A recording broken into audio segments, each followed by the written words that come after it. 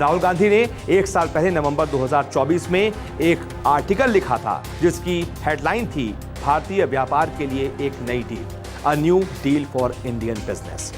हाल ही में इंडिगो की उड़ानें जो जिस तरीके से रद्द हुई हैं, भारी व्यवस्था हुई है, लगातार तीसरे दिन सैकड़ों फ्लाइट्स रद्द होने के बाद राहुल गांधी ने अपने उस आर्टिकल को दोबारा शेयर किया और मौजूदा स्थिति के लिए केंद्र सरकार के एकाधिकार मॉडल यानी कि मोनोपोली मॉडल को जिम्मेदार बताया।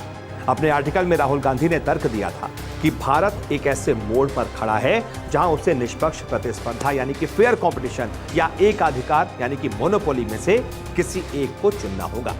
राहुल ने आगाह किया कि आधुनिक एकाधिकारवादी यानी कि मोनोपोलिस्ट उसी तरह का डर पैदा कर रहे हैं जैसा कभी ईस्ट इंडिया कंपनी ने किया था और इसकी कीमत आम भारतीयों को चुकानी पड़ रही है। इंडिगो संकट पर राहुल गांधी ने एक्स पर लिखा, इंडिगो की विफलता इस सरकार के एकाधिकार मॉडल की कीमत है। एक बार फिर आम भारतीय ही देरी, रद्दीकरण और हेल्पलेसनेस की कीमत चुका रहा है। भारत हर क्षेत्र में निष्पक्ष प्रतिस्पर्धा का हकदार है, मैच फिक्सिंग एकाधिकार का नहीं। राहुल जिस मोनोपोली की बात कर रहे हैं, मैं आपको वो विस्तार से समझाता हूं। देश के एविएशन सेक्टर में किस कंपनी की कितनी हिस्सेदारी है, यह आप देखेंगे तो आपको पता चलेगा कि एयरलाइन मार्केट में सबसे ज्यादा शेयर इंडिगो का है। 64.2% मार्केट शेयर है इंडिगो का। दूसरे एयरलाइंस पर बात करते हैं। एयर इंडिया ग्रुप सिर्फ 27.3%, आकाशा एयर 5.4%, स्पाइस जेट 2% और बाकी 1.1%। इसे ही मोनोपोली कहते हैं।